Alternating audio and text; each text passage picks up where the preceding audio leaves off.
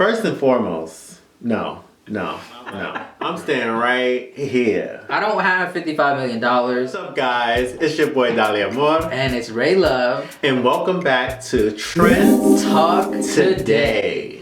And if you're new to this channel, welcome. This channel is about us stating facts, giving our opinions, and you guys continuing the discussion. All right, let's get into our first topic. So, do you want to live in space? Do you want to go to space? No, maybe not. Okay, hold on. This first topic is about NASA former chief in Houston planning to build a hotel in space. Yes, I said it right. A hotel in space. Project is gonna launch by 2024, so less than 3 years, and it's called Axe Station. And to get a seat to go, $55 million. Where are we going? Sounds very cashy. First of all, where are y'all going? Because, I mean, usually, no, I get it. Usually when you go to a hotel, you're at that particular hotel because there is something going on in the area in which the hotel dwells. And that is your place of laying your head and maybe other things that you can do inside of the hotel that, you know, it can be entertaining. However, the reason why you chose this hotel is because this is where you're staying to do other activities that is in the local, you know, area. You go to this hotel, like, yes, you're in space, but does it end there? Because where you going? Well, we're going anywhere we want. We're floating around. I don't trust nor do I like that. Because space is a big place. Endless. You wander a little too far away from that hotel, they are no longer responsible for you. So I feel like you're paying all this money to go to the hotel, and it's a beautiful experience. Yes, definitely. It's a hotel in space, and you're floating the whole time. However, you are not leaving the hotel because, first of all, you know nothing about space, you know, and then on top of that, I'm pretty sure that you're not going to be doing activities outside of the hotel because where? So from the article, they showed some designs, as you can see here. Looks very rich, looks very glamorous. And I think what they're planning to do is make a whole kind of, you know, more attachments where you can do certain things. They didn't really release what they're going to do because it's still a long time coming. So I think, like you said, hotels on land, they have a pool, they have breakfast. You know, some hotels are really, really nice where you don't have to leave. You know, you got room service. I'm not sure how this all works in space. I'm down. I don't have $55 million, unfortunately, but I think it would be a cool experience. And the only thing I probably would not like is that you can't like walk or lay down. You're just always floating, you know, because you're in space, there's no gravity. But I think it's cool. It's cool. It is definitely cool. You're not going. I don't want to be negative Nancy. So if somebody gave you a free ticket, are you going? I'm afraid of heights. I'm staying right here. Okay? Be like, oh, why y'all getting our free tickets? No, thank you. I'm staying right here. I'm sorry. Like I can barely get on. I can barely look off the roof. I'm not going into space. It's just Well, you heard it here, guys. Let us know if you want to go. If you had a free ticket, would you be down to go in this hotel? And the project overall cost about $2 billion. Would you want to go? They got to make their money back. Right, of course. Let us know if you want to go. All right, switching to our next topic. So this topic is about the app called WhatsApp. So I've never used it, but I know it's an app for communication. And starting February 8th, the app has a new update where they have some certain requirements for the users. So one of the requirements is, and it tells you, we're gonna sell your data to Facebook. And if you don't accept these new changes, then you can... Terms and conditions. Yes. If you don't accept it, you can delete the app. What are your thoughts on that? They want a lot of people to delete the app. Because first and foremost, WhatsApp has been and it still is a very, very popular app, especially when it comes to communicating with people overseas.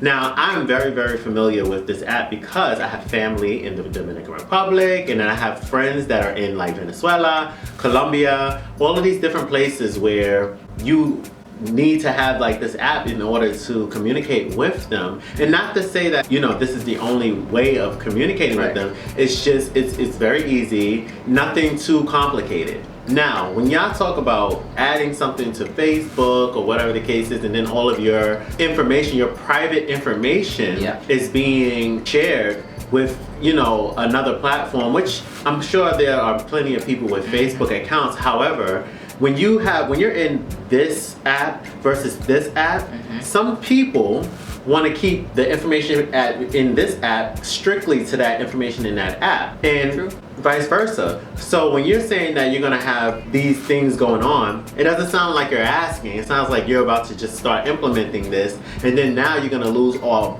crazy amount of people just off of the strength that you don't know how to leave well enough alone. I don't agree with this change or whatever the case is, and I feel like it's very, very invasive because it's bad enough that people will feel like as soon as they look up something on their phone, now they're getting ads and stuff like that, advertising in places where it shouldn't even be advertised. And it's like, how did you know I was even looking that up? To do this, I feel like that's really, really going to put a damper on their customer consumption.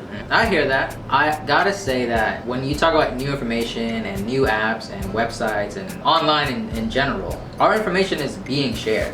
Whether we believe it or not, whether you clicked okay or not, it is to some degree being shared. One story that I remember that I heard was for Facebook, where this guy, he bought an engagement ring for his fiance or his girlfriend, you know, going to be fiance, and on her Facebook it popped up that, oh, this person bought a diamond ring, would you like to buy one as well? So it kind of ruined the engagement because of sharing of information. So, you know, whether we want to say yes or no, that information is going to be shared. Also, what's popular for WhatsApp is that you don't need a service, it's just online, it's Wi-Fi. So that's why a lot of people have it. You know, if you don't have a phone, it's a free app, why not do it? So you can communicate with people, especially overseas. Like I said, our information is being shared. I think that if you don't want it to be shared, unfortunately, you gotta leave the app. I'm pretty sure there's many other apps out there that are private for the time being. You just have to look and, you know, tell your other person that, hey, you know, we gotta switch apps. You know, is it fair? No. Is it wrong? Yeah, it's a little wrong because it is your personal information. Also, when we think about life and our scrolling and our web pages and everything, we're getting fed that information that we look up anyway. So those ads that you see or whatever platform you're using, it's never random. It's whether you searched it like 2 weeks ago, it's whether you're craving it. Yeah, craving is real because when you're typing in that search engine, the computer, has a mind of its own. It's like, oh, they're researching food all the time. Let me recommend some food because they're a hungry person. The suggestion. Right. So whether it's being shared or not, it's not the thing to do, but it is something that we live with in today's society. So let's see what happens. If they start losing users, maybe they will change back. I don't know. Let us know what you guys think. Are you gonna keep the app? Do you agree with it? Do you not care? Let us know. Next topic is White House breach. What do you mean? First and foremost, no. When you said White House, there should not have been the word breach after that. Okay, let's get that part straight. And it's like, what do you mean? White House, look, okay, so from what I was able to see, right, I felt like they let them in, okay? Because no, there's no way in the world, like you are supposed to be the most, out of any other place in the world, you're supposed to be the most secured place in the entire world. I'm not understanding, right? I'm gonna need you to take the wheel for a second because I need to still gather this up because this makes absolutely no sense to me. Whew. Man, yeah, I just had to take a little nap when you were talking because I'm just tired of this. I'm tired of people talking about it, people making it a big deal. Get the breath first, okay? So, the first thing is, let's just report on what it is. A bunch of people, protesters, rioters, whatever you want to call them, marched 2 feet, one step at a time, to a building. Not just any building, the White House. The building. First, well, hold on. Before we get to the actual building, you have to get past the gate. Then there's the lawn. Then there's the building. Then in the building, there's many different rooms. So that's the story. But then it gets more interesting because there's security there. Mm-hmm. And from what I saw, only one person got hurt. And there were thousands of people. Not tens, not 20, not hundreds, thousands. That's a lot. That's a lot of people. And I don't know if you know, but there's something called the coronavirus still outside. So 1,000 people marched in and they had a good time. They literally were just in there looking around, sitting on desks, sitting on chairs, feet on the desk, writing on papers, stealing papers. I saw this one guy, he stole the podium. The whole podium, he picked it up and walked out. I saw another guy, he walked in the building, walked around the building, and then they caught his reaction out. You know what he said? He said, "Oh, nothing going on," and walked out. There's nothing going on, he said. I saw another one where this one guy was looking inside and then the security literally had the gun pointed at him. And he's just like, "Hey, how you doing? I'm just here." Like, what? Hey? And you know why?